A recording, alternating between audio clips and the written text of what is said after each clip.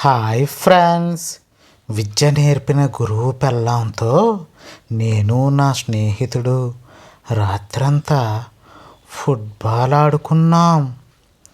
మీకు ఈ కథ తెలియాలంటే ముందుగా మా గురించి మీకు తెలియాలి. నా పేరు సాత్విక్. మేము గుంటూరు జిల్లాలో ఉండేవాళ్ళం. అయితే చదువు కోసమని చెన్నైకి వెళ్ళి అక్కడ ఉన్న లోయలా కాలేజీలో జాయిన్ అయ్యాను. అయితే అక్కడ చదువుతున్న నా స్నేహితుడు జస్వంత్ కూడా మన తెలుగువాడే. అతను మన రాజమండ్రి కుర్రాడు. అయితే నేను కాలేజీలో జాయిన్ అయిన 2 నెలల నుంచి మా మధ్య మంచి స్నేహబంధం ఏర్పడింది. పైగా ఒకే హాస్టల్లో కలిసి ఉంటున్నాం కాబట్టి సినిమాలకి షికార్లకి బయటకు ఎక్కడికి వెళ్ళవలసి వచ్చినా మా ఇద్దరం కలిసే వెళ్ళేవాళ్ళం. ఇంకా అసలు కథ విషయానికి వస్తే అక్కడ ఉన్న లెక్చరర్లలో రామచంద్రన్ సార్ అంటే మాకు ఎంతో అభిమానం. మాకు సబ్జెక్ట్లో ఏ సందేహం ఉన్నా మా సందేహాన్ని వెంటనే నివృత్తి చేసేవారు. పైగా మాతో చాలా నవ్విస్తూ సరదాగా ఉండే మనిషి కూడాను.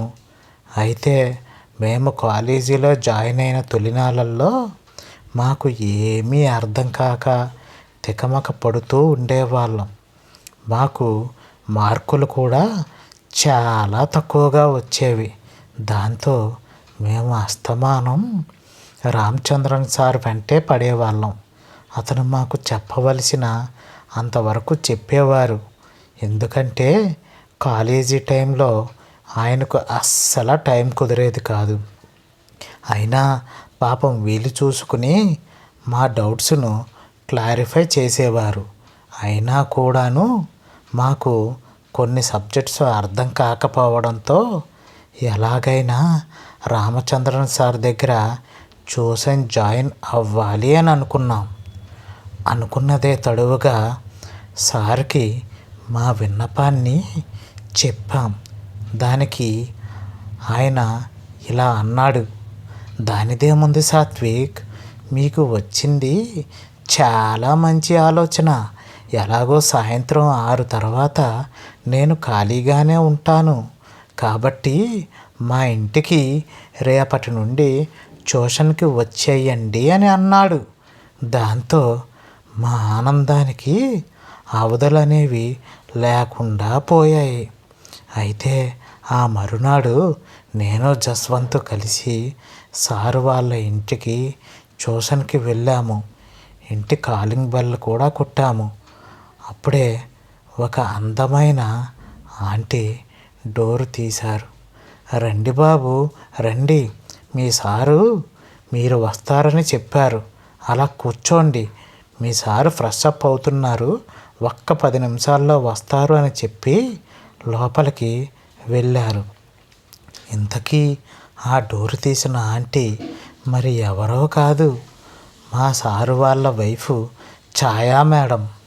చూడటానికి చాలా అందంగా, ముద్దుగా, బొద్దుగా, పాలరాతి శిల్పంలా ఉన్నారు. దానితో జస్వంత్ గాడు నాతో అన్నాడు, అబ్బా ఏ ఉందరా మేడం, జున్ను ముక్కలా పిటపిటలాడిపోతుందిరా నా నాటుకోడి పెట్ట అని అన్నాడు.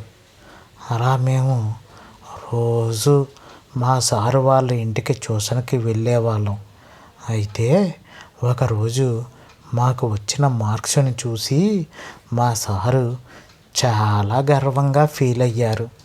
ఎందుకంటే నాకు జస్వంత్కి చాలా మంచి మార్కులు వచ్చాయి. దాంతో మా రామచంద్రన్ సారు, ఈరోజు మనకి పండగ రోజు, మన ఇంట్లో మనం పార్టీ చేసుకోవాల్సిన రోజు కాబట్టి ఈరోజు సాయంత్రం మన ఇంటిలో పార్టీ ఇస్తున్నా, తొందరగా వచ్చేయండి అని చెప్పి కాలేజీ నుంచి ఇంటికి బయలుదేరాడు. మేము కూడా ఆ సాయంత్రం సారు వాళ్ళ ఇంటికి వెళ్ళి ఆ ఒక్కరోజు మాత్రం మందు విందు చిందు అంటూ చాలా బాగా ఎంజాయ్ చేసాం. మా సారు కూడా మాతో ఫుల్గా మద్యం పుచ్చుకున్నాడు. అయితే మా సారు జస్వంత్ గాడు ఎక్కువ మోతాదులో మద్యం పుచ్చుకోవటం వల్ల వెంటనే నిద్రలోకి జారుకున్నారు. నాకు మాత్రం ఎంతకీ నిద్ర పట్టడం లేదు.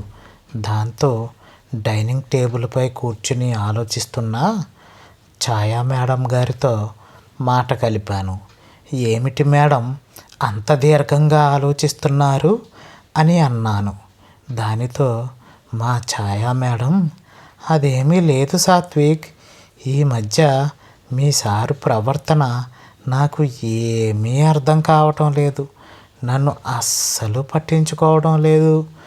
నా అచ్చట ముచ్చట ఏమీ తీర్చడం లేదు అంటూ నాతో చెప్పుకొచ్చారు. ఆ మాటను విన్న నేను కొద్దిగా చనువు తీసుకొని, మేడం గారు, మీకు ఇప్పటి వరకు పిల్లలు ఎందుకు లేరు అని అడిగాను. దానికి ఛాయా మేడం, మీ సారు ఎప్పుడైనా నాకు ప్రేమ పాఠాలు చెబితేనే కదా పిల్లలైనా గిల్లలైనా ఉండటానికి. ఎంతసేపు కాలేజీలో పాఠాలు చెప్పడానికే ఆయనకు తీరిక దొరకడం లేదు అన్నారు. ఇంకా నాతో ఎక్కడ కాపురం చేస్తున్నారు అంటూ పాపం బాధపడుతూ ఏడవసాగారు. అయితే నేను ఊరుకోండి మేడం, ఏడవకండి అంటూ ఎంత బ్రతిమలాడుతున్నా అదే పనిగా వెక్కి వెక్కి ఏడుస్తున్నారు. దాంతో నేను మేడం దగ్గరికి వెళ్ళి ఆవిడ భుజాలపై చెయ్యి వేసి, ఊరుకోండి మేడం అంటూ ఓదార్చసాగాను. అసలే మద్యం మత్తులో ఉన్న నేను అదుపు తప్పి నా చేతిని భుజంపై నుంచి మిగతా అన్ని చోట్ల పెట్టి మేడం గారి అందాలను తడమబోయాను. అయితే ఛాయా మేడం కూడా అపస్మారక స్థితిలోకి వెళ్ళిపోయారు. మేము ఏమి చేస్తున్నామో మాకే అర్థం కాలేదు. ఒకరిపై ఒకరు ముద్దుల వర్షాన్ని కురిపించుకున్నాం. అలా నేను ఛాయా మేడంని ఎత్తుకుని అలా బెడ్రూమ్లోకి తీసుకుని వెళ్ళి ఛాయా మేడం ఒంటిపై ఉన్న వస్త్రాలన్నింటినీ ఒకదాని తర్వాత ఒకటి విప్పేసి నూలుపోగు కూడా లేకుండా మంచం మీద వేసి ఒక 4 గంటల పాటు నాకు తెలిసిన ఆసనాలన్నింటినీ ఛాయా మేడంతో కలిసి వేశాను. నా ఉత్సాహానికి ఆవిడ తట్టుకోలేక కేకలు వేయటం మొదలుపెట్టింది. అంతగా మా మేడంతో అరుపులు అరిపించాను. ఆఖరికి, అబ్బా, ఏమి చేశావురా సాత్విక్, నా మనసులో ఉన్న బెంగ మొత్తం తీర్చేశావని నా నుదిటిపై తీపి ముద్దును పెట్టింది. ఇంకా తెల్లవారింది. ఎవరి పనుల్లో వారు పడిపోయాం. జరిగిన విషయాన్ని అంతా నా స్నేహితుడు జస్వంత్కు కూడా చెప్పాను. వాడు తొందరగా నిద్రపోయినందుకు ఎంతగానో బాధపడ్డాడు. అయితే వాడి బాధను చూసి తట్టుకోలేకపోయిన నేను రామచంద్రన్ సారు కాలేజీలో ఉండగా మా ఇద్దరం కలిసి వాళ్ళ ఇంటికి వెళ్ళాము. ఏంటి సాత్విక్, ఇద్దరూ కలిసి వచ్చారు అని ఛాయా మేడం మమ్మల్ని అడిగింది. మీరు ఆ రోజు సాత్విక్తో చేసినది ఇప్పుడు మా ఇద్దరితో చెయ్యండి అని జస్వంత్ గాడు మేడంని బెదిరించాడు. అయితే మేడం మొదట్లో బెట్టు చేసింది. అయితే అప్పుడు జస్వంత్ గాడు మీ విషయాన్ని రామచంద్రన్ సార్కి చెబుతాను అంటూ బెదిరించాడు.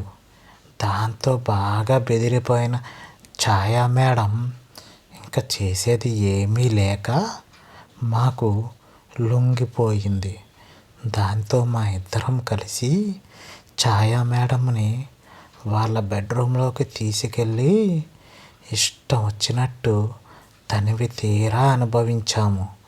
అయితే జస్వంత్ గాడు మాత్రం బాగా రుచిమెరిగాడేమో, ఎప్పుడు పడితే అప్పుడు కాలేజీ ఎగ్గొట్టి మరీ నాతో కూడా చెప్పకుండా ఛాయా మేడం దగ్గర ప్రేమ పాఠాలు నేర్చుకునేవాడు.